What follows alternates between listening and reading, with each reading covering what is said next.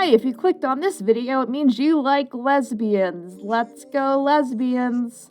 So the internet's been not shutting up about this new Scooby-Doo cartoon. And for good reason. Velma is gay in it. It's neat. Look at her, there she is, being attracted to Shell from Road to El Dorado. It's like the same thing, right? And why is this important? How did this happen? Well, I'm gonna give you the basically abridged version of Scooby-Doo relating to Velma and queerness. Yay! So buckle your seatbelts in and listen to my bad jokes.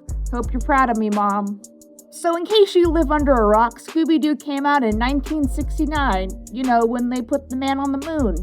So Scooby-Doo's been around for kind of a long time. It's easily Hanna-Barbera's most popular franchise, ever. For those who don't know the general history, Hanna-Barbera was bought by Ted Turner in 1991. Ted Turner. I see your bet, Carter, and I raised you CNN. And through Warner Brothers Animation, Scooby-Doo keeps on making movies. So many movies. Too many movies. A lot of movies. How many Scooby-Doo movies are there now, editor? It's over 9,000! That's too many. Something to mention right off the bat is because Scooby-Doo is such a long-running franchise, there's different variations and canons to it. Like the MCU. The kids are into that these days, right? An easy example in comparison of that is Scooby-Doo on Zombie Island, where it's implied that the gang is older and retired and kind of doing their own thing, versus a pup named Scooby-Doo, which is a prequel to Scooby-Doo Where Are You?, the original series, but it's not very canonly related. It's confusing, I know. And then they had the new Scoob movie that came out a year ago. That makes it more confusing. There's a lot of canons to Scooby-Doo. You just gotta pick your favorite, essentially. We interrupt this video for this special announcement. If the Scooby-Doo timelines don't make sense to you, don't worry. They don't make any sense to us either.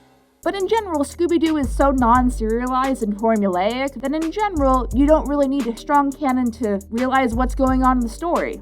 Please, Scooby-Doo this crap. See, I did a Marvel. I did one Marvel. What seems to be a recurring theme, though, is that Scooby-Doo Where Are You?, again, the original series, is a main core established thing that happened for a lot of the other Scooby-Doos in the canon. Obvious examples of that are the PlayStation 2 Scooby-Doo game, which heavily is reliant on Scooby-Doo Where Are You?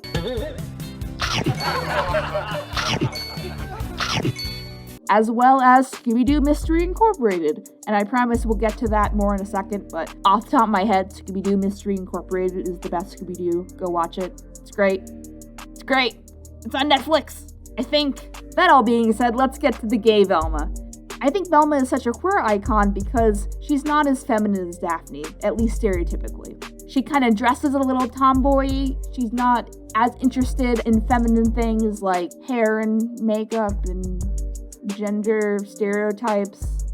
Man, this video is a little depressing. So keeping that in mind, Velma has always been the queer icon in comparison to the rest of the gang. Fred's so white, look at him. A straight white man.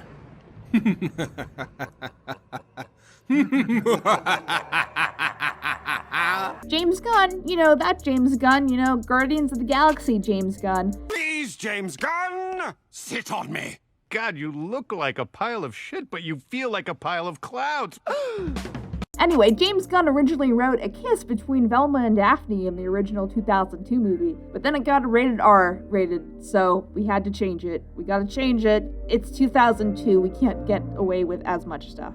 But this idea of Velma being gay has always been a little bit embedded in Scooby-Doo lore, at least since the 80s or 90s. I don't know, I'm not an expert in gay, but I'm just trying to do my best here. Since it's dependent more on the writer in the franchise and the time period, frankly, Velma's also been written pretty stereotypically straight too. She likes Johnny Bravo, she likes other guys. Again, it's dependent on where we are in history. But as we move past the 2002 movie and gay culture is being more normalized in just modern society, there are stronger hints that Velma might be a little gay depending on the writer.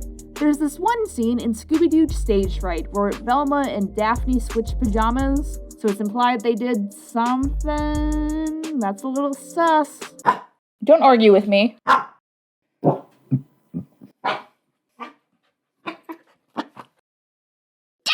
The biggest contribution, though, in the late 2000s is Scooby-Doo Mystery Incorporated. Ta-da! See, I told you we'd get back to this part. Shaggy and Velma are dating, like really dating in this show. Disgusting! But eventually they break up because Shaggy would rather hang out with Scooby than a girl. I don't make this stuff up. And Velma has a new relationship with the character Hot Dog Water. That's not her actual name, but that's what everyone calls her. It's kind of mean, but you know. Friend. Best friends. Friends. What can I say except Your mom gay! And that was unfortunately all they could do at that time period. As we move on in the timeline, we get more kind of hints that Velma might be gay, like hiring a gay actress for her at one point. And then here we are in the present, where we can have exclusively gay Velma and the internet is crazy about it. So what does that mean for the future of Scooby-Doo? And just general representation? Well, the good news is, because this was such a hit on the internet, they'll probably continue this vibe of Velma being gay. Because, you know, they gotta sell movies at the end of the day. Unless writers in the future have a different approach for her. I'm looking at you, HBO Max Black Velma. We'll see what happens with that.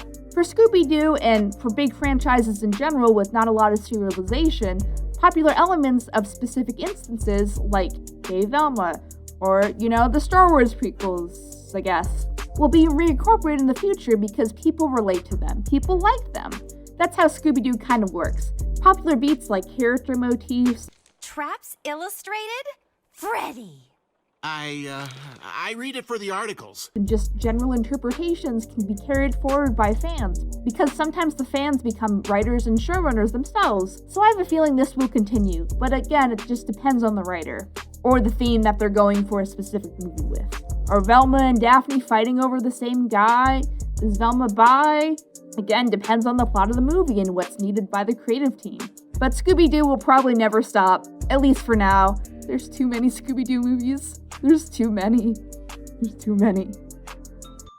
And that's all, folks, except it's not time for the ending gag. No, explain it to us, Chef. That's okay. Look, all you need to know is Miss Ellen's a lesbian, and that means she only likes other lesbians. Oh. Now move along, children. You're holding up the line.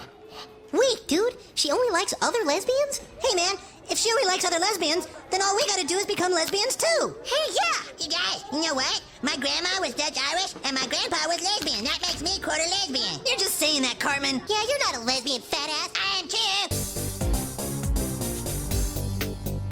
Hey everyone, thank you so much for watching. If you like what you saw, please remember to leave a comment and share this video with a friend or two or five. Click here to subscribe, we really appreciate it. Click here to check out the main collaborator for the video. Click here to check out our video playlist for this video, where you'll find similar videos that you might just like, hopefully. There's also a credit scroll here to check out all the other awesome contributors. All their info is in the description. That's all I gotta say, KP away!